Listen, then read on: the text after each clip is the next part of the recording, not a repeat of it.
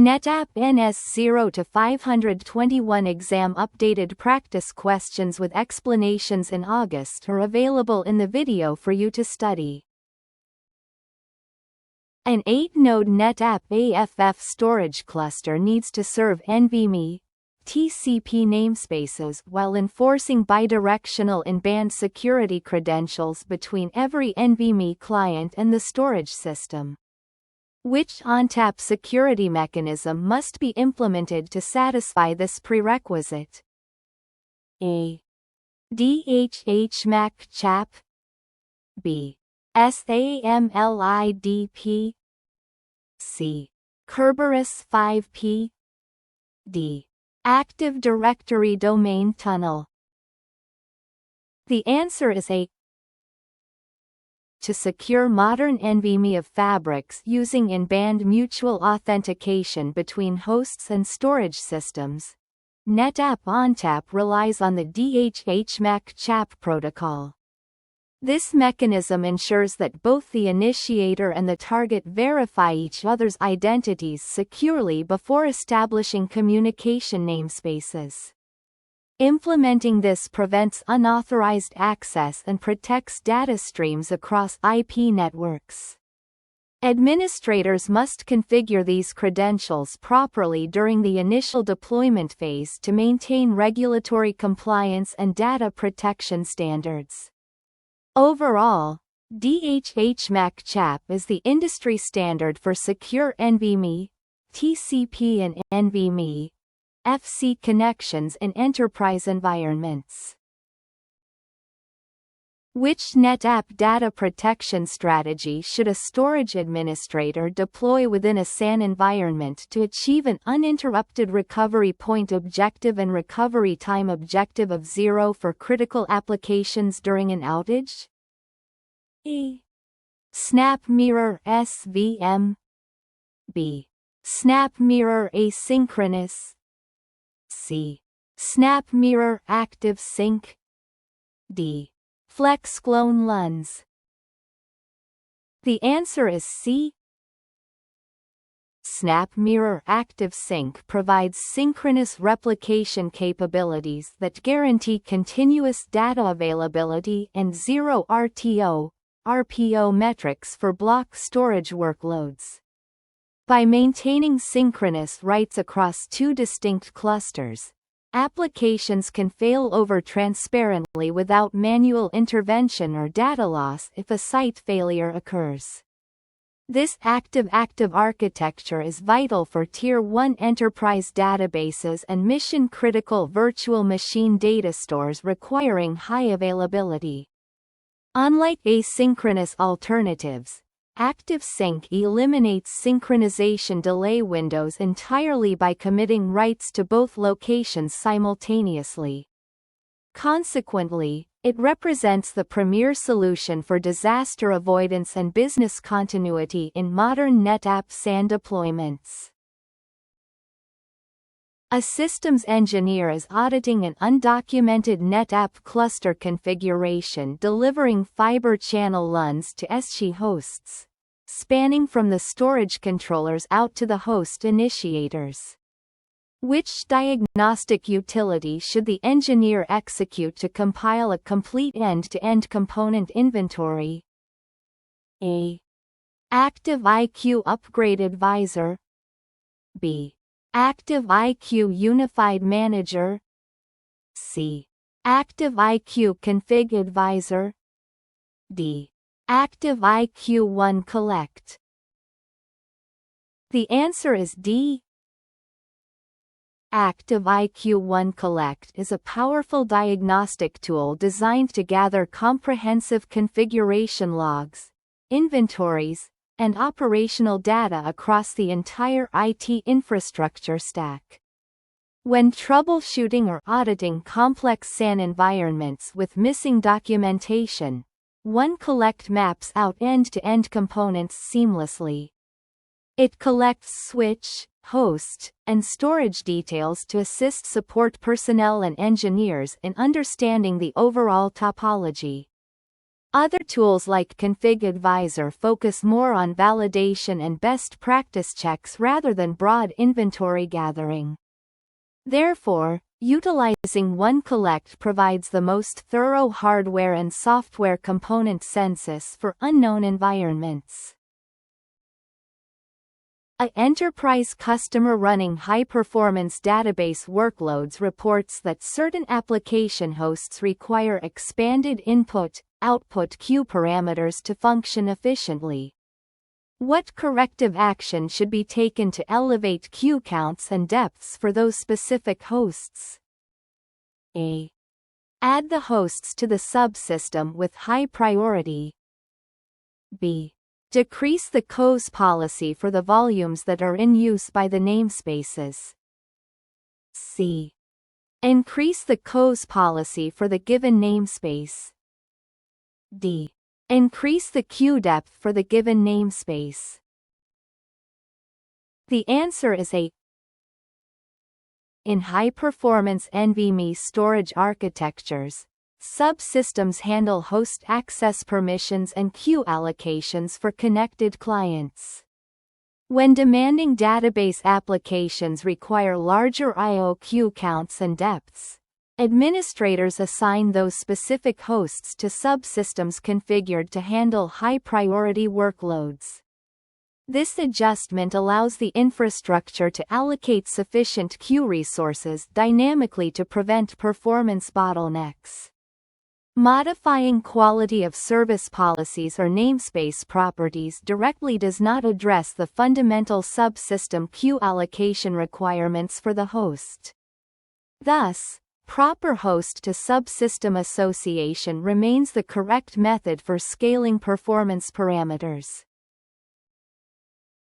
Following the creation of a new block storage LUN via the ONTAP command line interface, a storage administrator notices that the storage unit is invisible to the attached client host.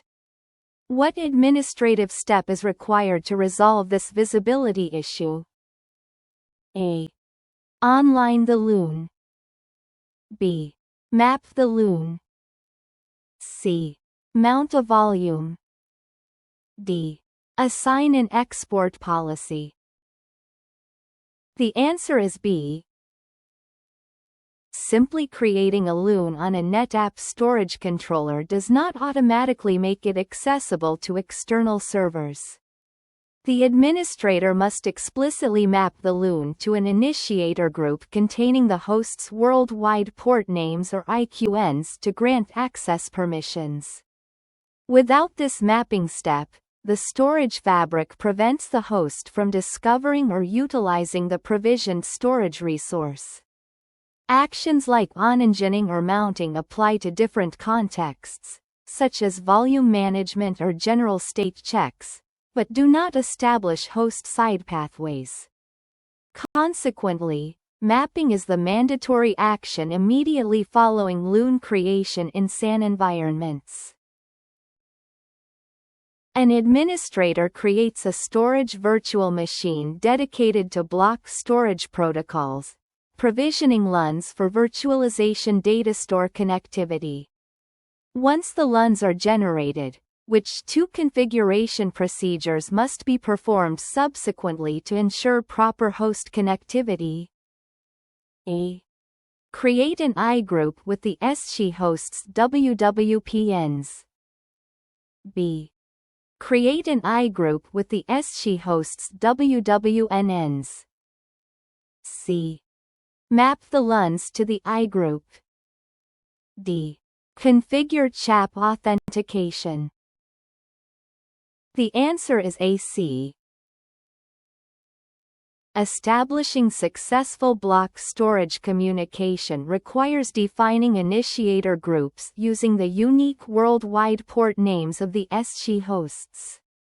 Once the I group is established with these WWPN identifiers, the administrator must map the target LUNs directly to that specific I group. Worldwide node names are generally not used for defining specific target initiator mapping groups in this context. Furthermore, CHAP authentication is optional and typically associated with ISCSI rather than being a mandatory requirement for basic fiber channel connectivity. Therefore, combining iGroup creation via WWPNs and subsequent LUN mapping fulfills the exact deployment workflow. A systems architect is designing a compact 2-node storage cluster configuration dedicated to delivering ISCSI block storage protocols to multiple clients. How many logical interfaces should be provisioned to support this configuration adequately? A. 2 ISCSI-LIFs per node. B. 1 ISCSI leaf per node. C. 2 ISCSI-LIFs per SVM. D. 1 ISCSI leaf per SVM. The answer is A. Redundancy and multipathing best practices in an ISCSI-SAN environment dictate that each storage node should host at least 2 logical interfaces across distinct networks or subnets. This multipath design ensures high availability and continuous data path operations, even if a physical port or network switch fails. Provisioning only a single leaf per node or SVM creates a single point of failure, violating enterprise resiliency guidelines. Deploying 2 ISCSI-LIFs per node allows initiators to establish multiple independent sessions for load balancing and fault tolerance. As a result, this configuration represents the recommended baseline architecture for small ISCSI deployments. An engineer is investigating an intermittent networking issue where an NVMe over Fabrics connection utilizing TCP repeatedly drops its established session. Which specific diagnostic command can the administrator run to review physical path health and configuration details? A. IP space show. B. vServer NVMe subsystem show. C. Cluster ping cluster. D. Network port reachability show. The answer is D. The network port reachability show command evaluates physical and logical network path statuses, helping administrators identify reachability anomalies, misconfigurations, or broken links. When troubleshooting dropped NVMe TCP sessions, verifying port reachability ensures that the underlying IP network paths are stable and correctly associated with broadcast domains. Other commands like IP space show or cluster ping cluster address broader network spaces or cluster health rather than granular port level reachability. Ensuring correct port reachability prevents unexpected session timeouts and connection losses in IP-based SAN environments. Therefore, it is the primary command for diagnosing underlying link communication problems. A storage administrator recently deployed an ISCSI storage area network and wants to optimize block transfer performance across the enterprise infrastructure. Which 2 operational practices should be implemented to achieve optimal data throughput? A. Configure jumbo frames in the entire data path. B. Decrease the default queue depth on the host to 8. C. Connect host and storage ports to the same switches. D. Zone the host by using the host WWPNs. The answer is AC. Maximizing ISCSI performance requires reducing network overhead and maintaining optimal path topology throughout the architecture. Configuring jumbo frames, typically a 9000 MTU, across all network switches, host NICs, and storage ports significantly lowers CPU utilization and increases transfer payload sizes. Additionally, connecting host and storage ports to the same physical or stacked switches minimizes inter-switch link latency and potential congestion. Conversely, decreasing queue depths or using WWPN zoning applies to fiber channel configurations rather than optimizing ISCSI performance. Implementing jumbo frames and localized switch connections establishes a high-performance foundation for IP storage. An administrator manages a 4-node cluster running default storage settings where each node possesses multiple fiber channel logical interfaces, later modified to restrict target paths. Which command allows an engineer to verify initiator group visibility for each designated interface. A. Loon show. B. Loon I group show. C. Loon port set show. D. Loon mapping show. The answer is D. The Loon mapping show command displays the relationship between LUNs, I groups, and the specific target ports or reporting nodes through which they are visible. This command is essential when verifying that path restriction changes or selective Loon mapping configurations have been applied correctly across target interfaces. While Loon show provides general inventory details and iGroup show displays host connectivity groups, mapping show focuses directly on access paths. Utilizing this command ensures that hosts only see the intended pathways, avoiding path oversubscription issues. Consequently, it is the definitive tool for auditing Loon visibility settings in ONTAP.